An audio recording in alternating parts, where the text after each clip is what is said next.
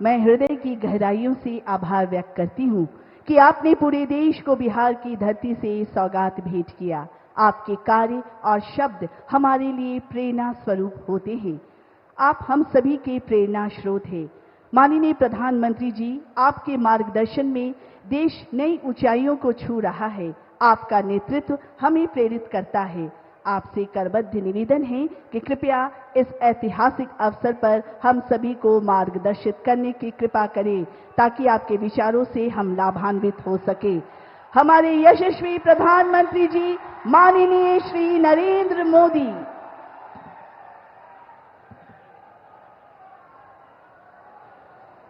बिहार के स्वाभिमानी और मेहनती भाई बहन, आप सभी के प्रणाम। बिहार के राज्यपाल श्रीमान आरिफ मोहम्मद खान जी, हमारे लोकप्रिय मुख्यमंत्री श्री नीतीश कुमार जी,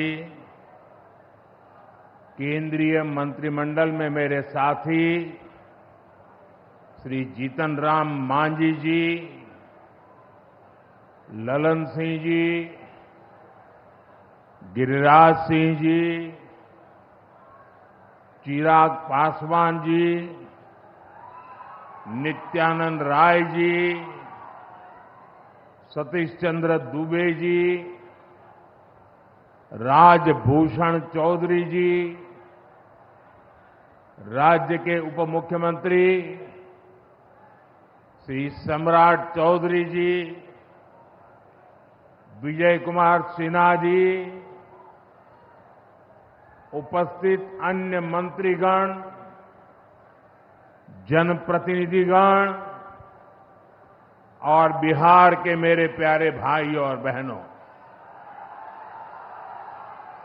आज मुझे इस पवित्र भूमि पर बिहार के विकास को नई गति देने का सौभाग्य मिला है। यहां करीब करीब 50,000 करोड़ रुपए से ज्यादा की परियोजनाओं का लोकार्पण और शिलान्यास हुआ है। आप सब बड़ी संख्या में हमें आशीर्वाद देने आए हैं। आपका ये स्नेह, बिहार का ये प्यार, मैं इसे हमेशा सर आंखों पर रखता हूं।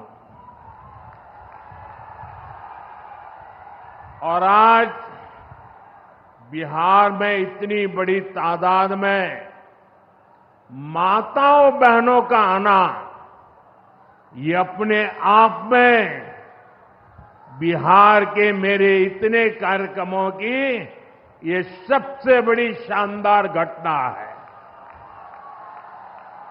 मैं माताओं बहनों को विशेष प्रणाम करता हूं।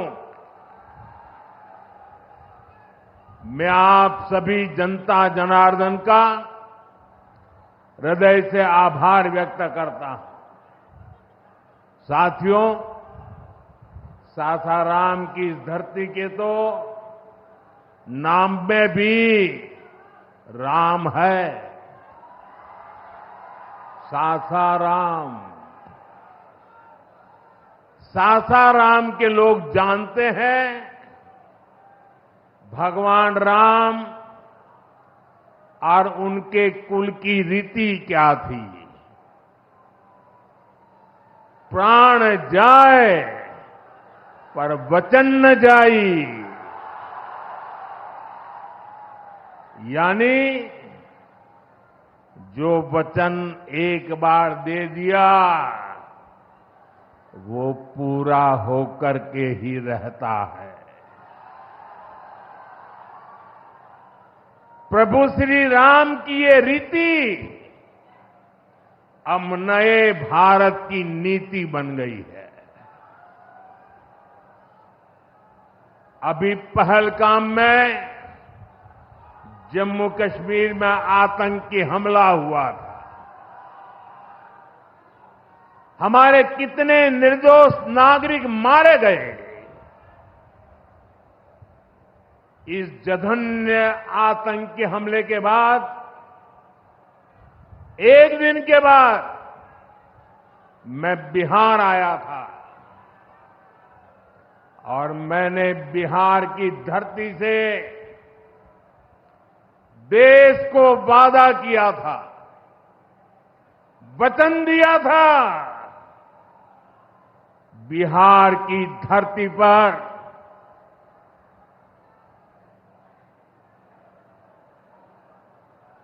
आंख में आंख मिलाकर हमने कह दिया था,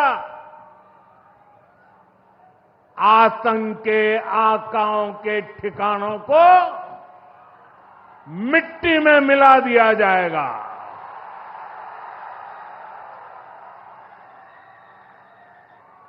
बिहार की धरती पर मैंने कहा था,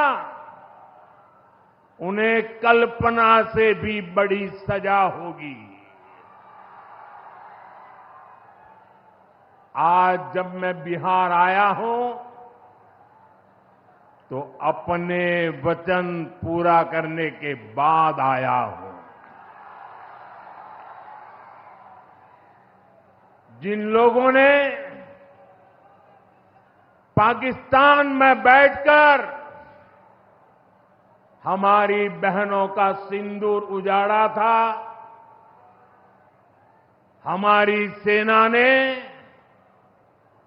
उनके ठिकानों को खंडहर में बदल दिया है।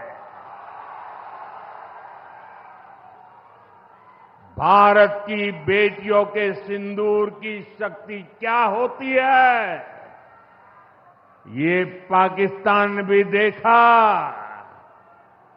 और दुनिया ने भी देखा।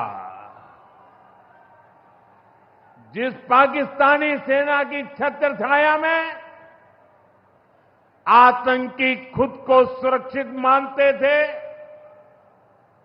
हमारी सेनाओं ने एक ही झटके में उनको भी घुटनों पर ला दिया। पाकिस्तान के एयरबेस, उनके सैन्य ठिकाने हमने कुछ ही मिनट में तबाह कर दिए। ये नया भारत है, ये नए भारत की ताकत है। बिहार के मेरे प्यारे भाइयों बहनों, ये हमारा बिहार वीर कंवर सिंह जी की धरती है।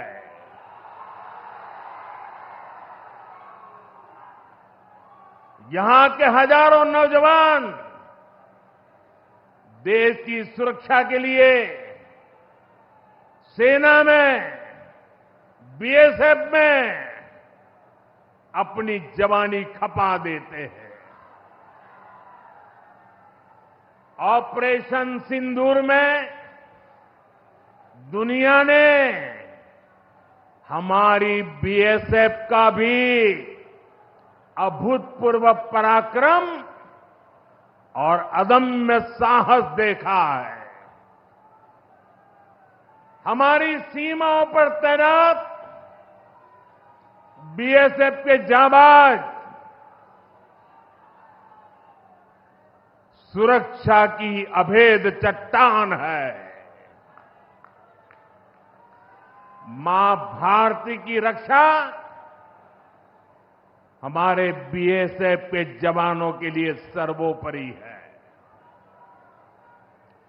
और यही मातृभूमि के सेवा का पवित्र कर्तव्य निभाते हुए 10 मई को सीमा पर बीएसएफ सब इंस्पेक्टर इम्तियाज शहीद हो गए थे। मैं बिहार के इस वीर बेटे को आदरपूर्वक श्रद्धांजलि देता हूं और मैं आज बिहार की धरती से फिर दोहराना चाहता हूं, ऑपरेशन सिंदूर में भारत की जो ताकत दुश्मन ने देखी है, लेकिन दुश्मन समझ लें ये तो हमारे तर्कस का केवल एक ही तीर है। आतंकवाद के खिलाफ भारत की लड़ाई न रुकी है न थमी है। आतंक का फन अगर फिर उठेगा तो भारत उसे बिल से खींचकर कुचलने का काम करेगा।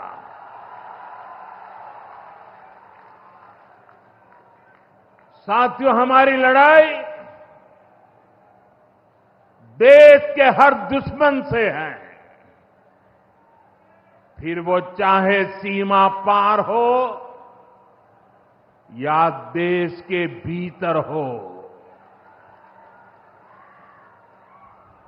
बीते वर्षों में हमने हिंसा और अशांति फैलाने वालों का कैसे खात्मा किया है, बिहार के लोग इसके साक्षी हैं। आप याद करिए, कुछ साल पहले तक सासाराम, कैमूर और आसपास के इन जिलों में क्या हालात थे, नक्सलवाद कैसे हावी था,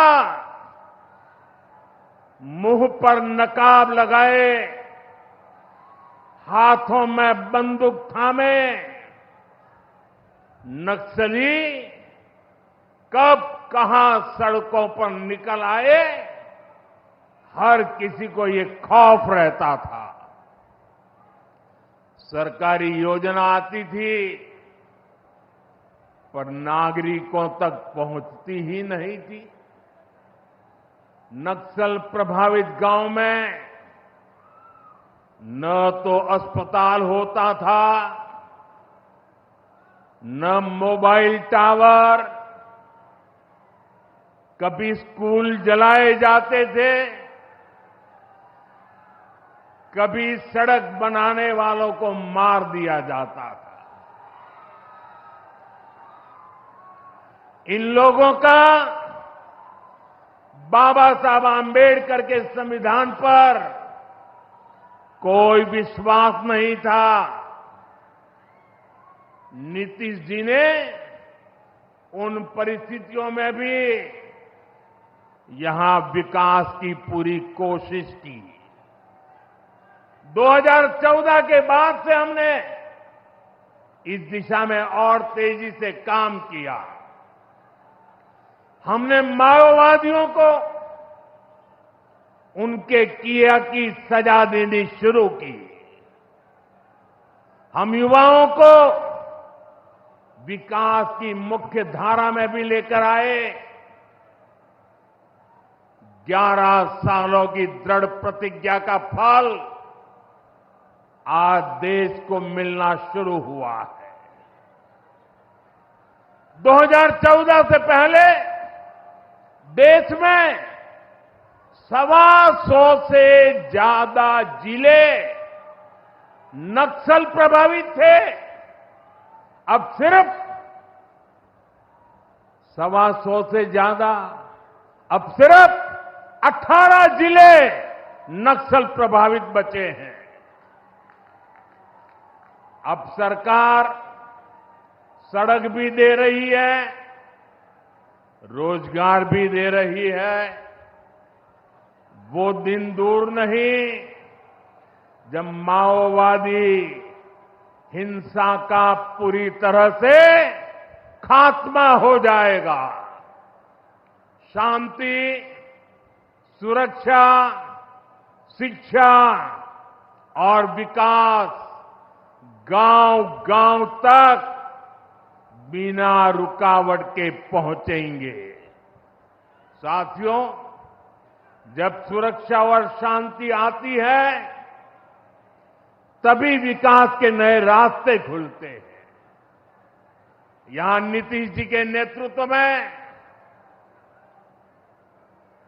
जब जंगल राज वाली सरकार की विदाई हुई,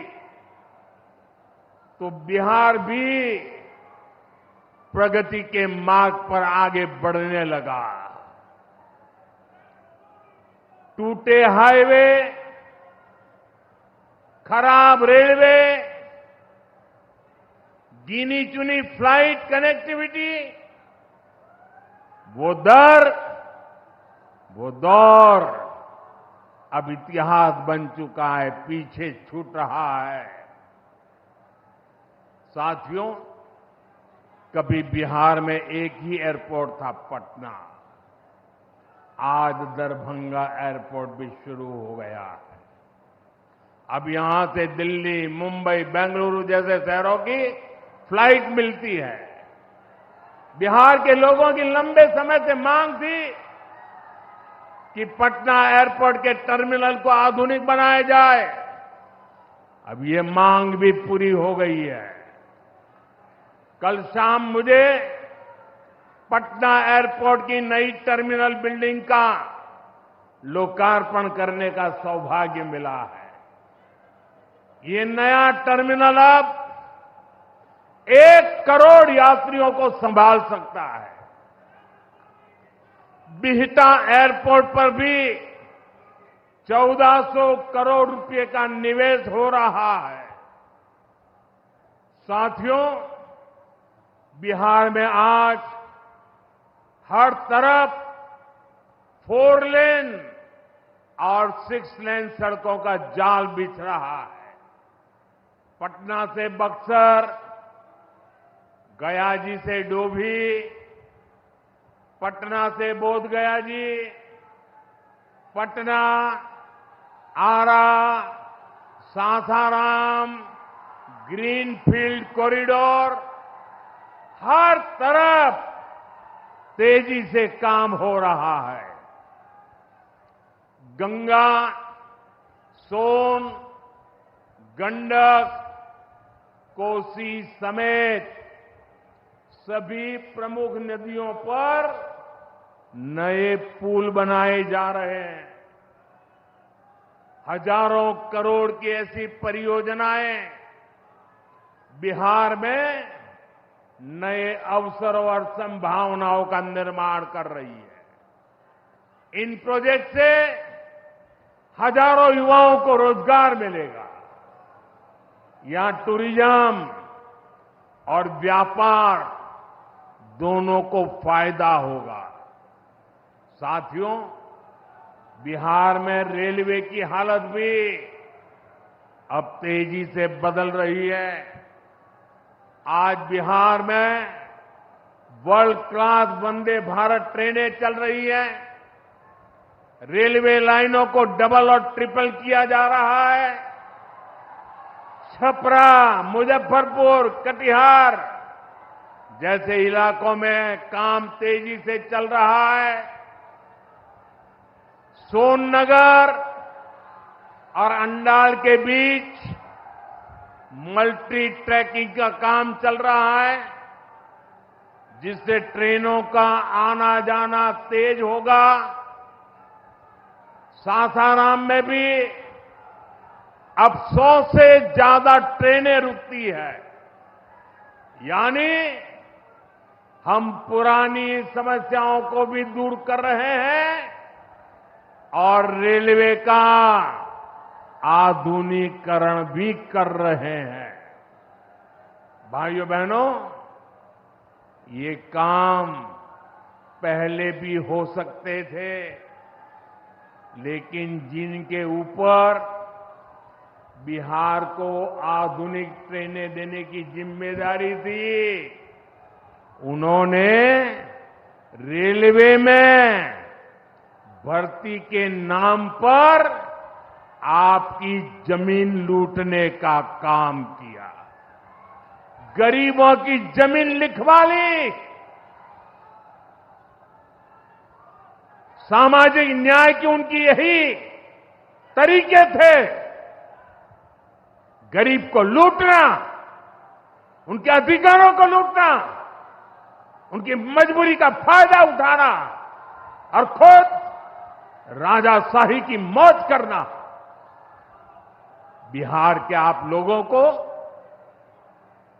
जंगल राज वालों के झूठ और धोखे, उससे आगे भी सावधान रहना बहुत जरूरी है। साथियों, बिजली के बिना विकास अधूरा है।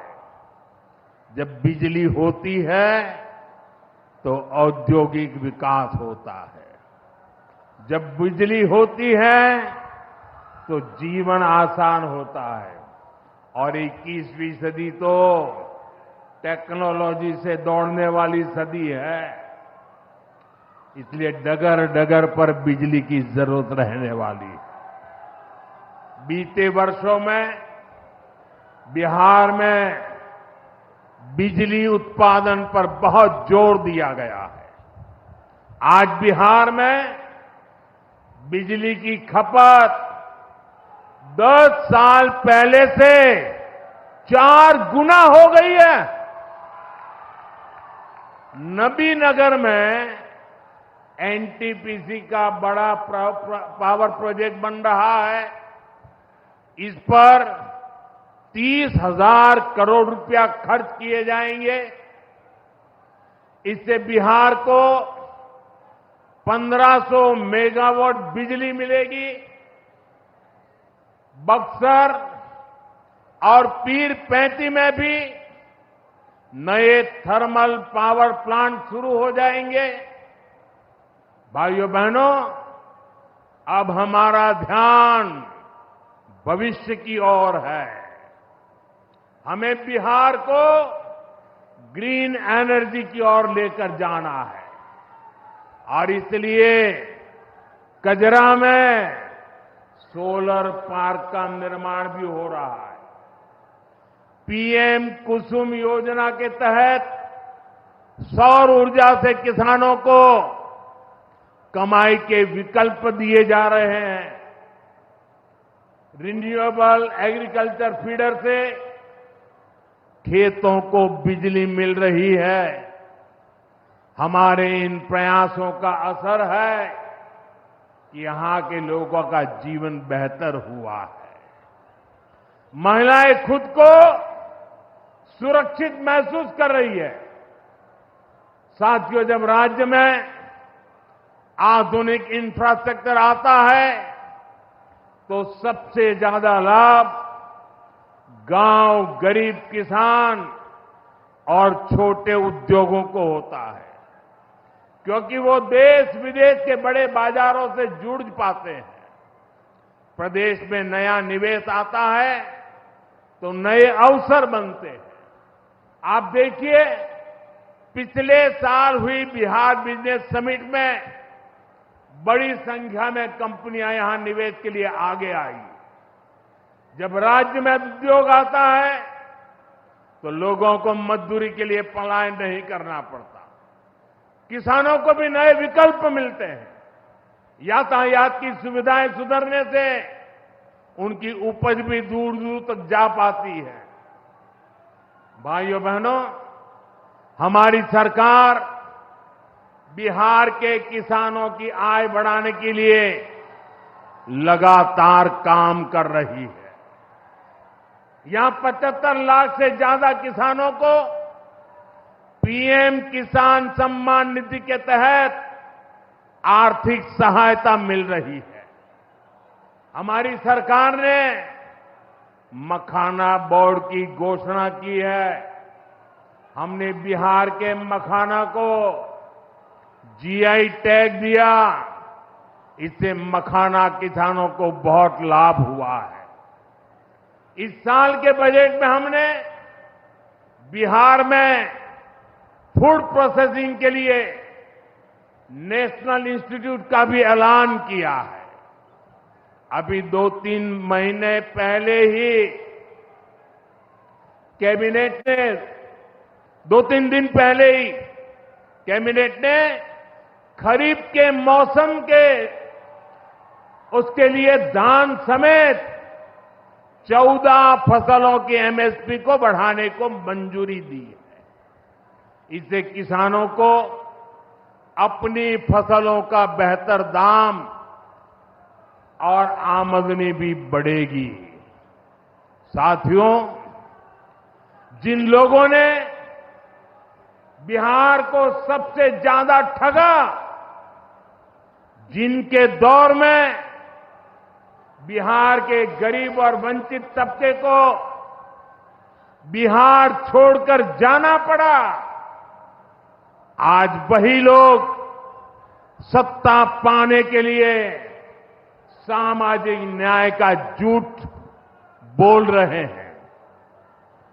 दशकों तक बिहार के दलित, पिछड़ों और आदिवासियों के पास शौचालय तक नहीं था। दशकों तक हमारे इन भाई बहनों के पास बैंक में खाता नहीं था। उन्होंने बैंकों में उनके लिए तो एंट्री बंद थी, दरवाजे तक भी घुसने नहीं दिया जाता था। दलित और पिछड़ा वर्ग के ही सबसे ज्यादा लोग झुग्गी झोपड़ी में जीवन गुजारा करते थे। उनके पास पक्का घर तक नहीं था, वे बेघर थे। करोड़ों लोगों के सर पर छत तक नहीं थी।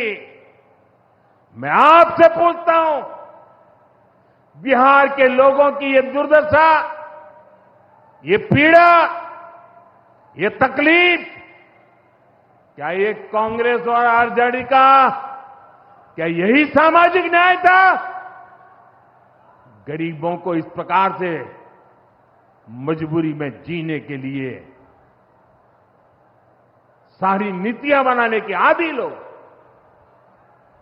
साथियों, इससे ज्यादा अन्याय कोई नहीं हो सकता है। कांग्रेस और आरजेडी वालों, इन्होंने कभी दलित, पिछड़ा की इतनी तकलीफों की चिंता तक नहीं की। ये लोग विदेशियों को बिहार की गरीबी दिखाने के लिए घुमाने लाते हैं। अब जब दलित, वंचित और पिछड़ा समाज ने कांग्रेस को उसके पापों की वजह से छोड़ दिया है, तो इन्हें अपना अस्तित्व बचाने के लिए सामाजिक न्याय की बातें याद आ रही है। भाइयों बहनों, बिहार में और देश में सामाजिक न्याय का नया सवेरा एनडीए के दौर में दिखा है। हमने गरीब तक जीवन से जुड़ी मूलभूत सुविधाएं पहुंचाई है। हम इन सुविधाओं को 100% लाभार्थी तक पहुंचाने के लिए काम कर रहे हैं। 4 करोड़ नए मकान, 3 करोड़ बहनों को लखपति दीदी बनाने का मिशन, 12 करोड़ से ज्यादा घरों में नल का कनेक्शन, 70 साल से अधिक उम्र के हर बुजुर्ग को 5 लाख रुपए तक का मुफ्त इलाज, हर महीने मुफ्त राशन की सुविधा। हमारी सरकार हर गरीब और जरूरतमंद के साथ खड़ी है। साथियों, हम चाहते हैं कि कोई भी गांव छूटे नहीं, कोई भी हकदार परिवार सरकार की योजनाओं से वंचित न रह जाए। मुझे खुशी है इसी सोच के साथ बिहार सरकार ने डॉक्टर भीमराव अंबेडकर समग्र सेवा अभियान शुरू किया है। इस अभियान में 22 जरूरी योजनाएं एक साथ लेकर सरकार गांव-गांव, टोला-टोला पहुंच रही है। हमारा लक्ष्य है हर दलित, महादलित, पिछड़े, अति पिछड़े, गरीब के घर तक सीधे पहुंचना। मुझे बताया गया है कि अब तक 30,000 से ज्यादा कैंप लग चुके हैं। लाखों लोग इस अभियान से जुड़ चुके हैं। जब सरकार खुद लाभार्थियों तक पहुंचती है तो ना कोई भेदभाव होता है और ना ही कोई भ्रष्टाचार होता है, और तभी सच्चा सामाजिक न्याय होता है। साथियों, हमें हमारे बिहार को बाबा साहब आंबेडकर, कर्पूरी ठाकुर, बाबू जगजीवन राम और जेपी के सपनों का बिहार बनाना है। हमारा लक्ष्य है विकसित बिहार, विकसित भारत, क्योंकि जब जब बिहार ने प्रगति की है, भारत दुनिया में शिखर पर पहुंचा है। मुझे विश्वास है हम सब मिलकर विकास की रफ्तार को और आगे बढ़ाएंगे। मैं एक बार फिर आप सबको इन विकास कार्यों के लिए बहुत बहुत बधाई देता हूं। मेरे साथ दोनों हाथ ऊपर करके मुट्ठी बंद करके बोलिए, भारत माता की। आवाज दूर दूर तक पहुंचनी चाहिए। सीमा पर खड़े हमारे जवान का सीना चौड़ा हो जाना चाहिए। भारत माता की, भारत माता की, भारत माता की। बहुत बहुत धन्यवाद। जी हां, न देश झुकेगा, न बिहार का विकास रुकेगा।